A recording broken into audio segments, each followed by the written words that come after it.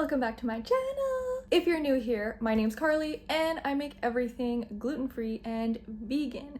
Now today, we're gonna be making a recipe. It is from a baking course, a vegan baking course that I took a couple years ago. I haven't made it gluten-free. I have made it in the past, obviously. I decided finally it's about time. I have a bunch of peaches, so we're gonna be making a fruit slump. And if you don't know what a fruit slump is, it is kind of a combo of like a cooked fruit with a biscuit on top. A lot of the time people put ice cream on top and it is just delicious. So I have to make it again and try making it gluten-free. So let's get right into the recipe. For the base fruit part of the recipe, we're going to need a saucepan. It says a 9-inch saucepan, but I don't have one, so I'm just going to use a pot. And our first ingredient is going to be fresh fruit. So I have peaches, of course, and I have a couple frozen just because I had frozen some that were going bad. So it doesn't matter if it's fresh or frozen. Probably fresh fruit is best, but I just had a little bit of frozen left over. So 4 to 4.5 cups of fresh fruit. So I measured out 4. 1/3 cup of cane sugar. If you're using a less sweet fruit, you can definitely up the sugar. Just depends on what you prefer. 1/2 cup of orange juice. I'm choosing to use the pulp-free version. And 1/2 cup of water.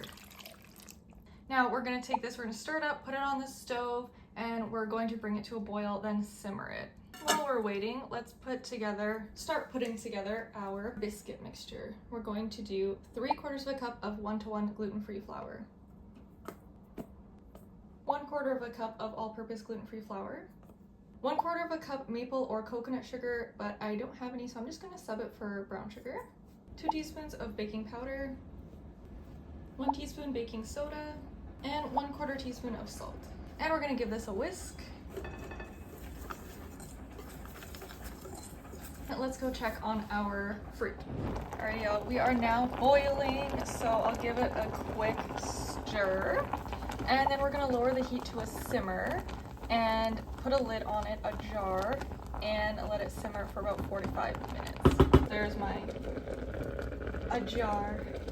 Let's put together our wet ingredients now. So we have 1/2 cup of plant milk. I'm using soy milk today. 1.5 tablespoons of olive oil, 1 teaspoon of vanilla extract, and you can add some lemon zest or orange zest if you would like to this. I've just decided not to. So I'm gonna give this a little whisk here. Get it nice and emulsified, and we have 30 seconds left. So this is perfect timing. Let's add our wet to our dry. But we're going to swap out and use a wooden spoon or a spatula. Now we want our biscuit to be nice and fluffy, so that's why we're using a wooden spoon or a spatula. We want to make sure we're folding it gently and not over mixing it, because we do want it to be nice and fluffy and biscuit-like. We don't want to just ruin all of the bubbles and everything. So just be gentle, and just until we are combined here is the goal. Okay, that looks pretty good to me. Let's move over to our fruit. Look at that, y'all. It is looking so good. I'll give it a little quick stir here. It smells so good too.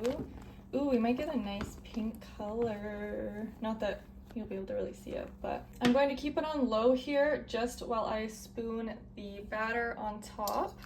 We're just gonna drop spoonfuls. Look at that. Look how fluffy that batter is, y'all.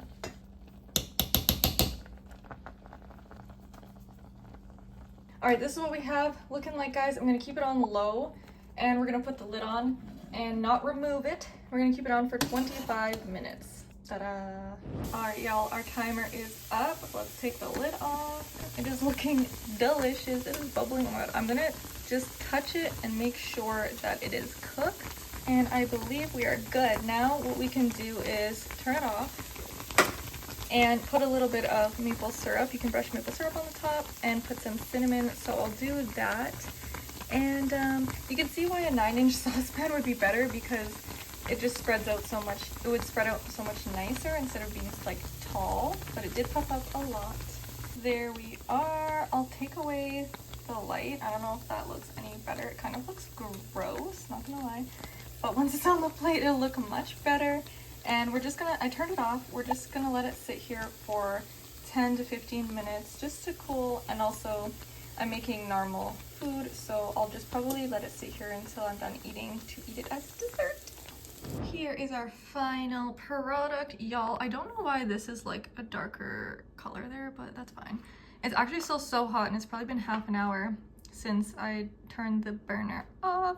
It is quite juicy down there, and our little biscuit-y is very squishy.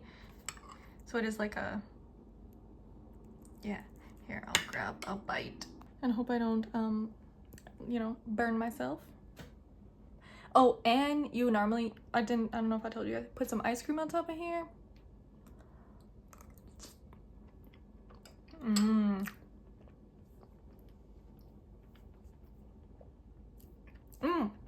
This would be so good with apples. Like, I think it would be like a, it's almost like an apple pie kind of vibe. So good, sweet, a little bit of tang. Now that I cut into it, you can see the biscuit better, how it's actually like the crumb of the biscuit. If I can get this up here so you can see. Look at it. So good, so fluffy and squishy, and honestly just delicious. And it's a really quick kind of dessert. I was thinking it was going to take me so long, but it's honestly so fast. So I was so happy with it. The only problem is it's kind of hard to store, so it's kind of one of those desserts that you want to like whip up and like eat that night and then, you know, finish it the next day kind of thing. So there's that. I hope you guys enjoyed this recipe, and I'm so happy it worked out with the gluten-free version. Don't forget to like and subscribe, and I will see you in the next video.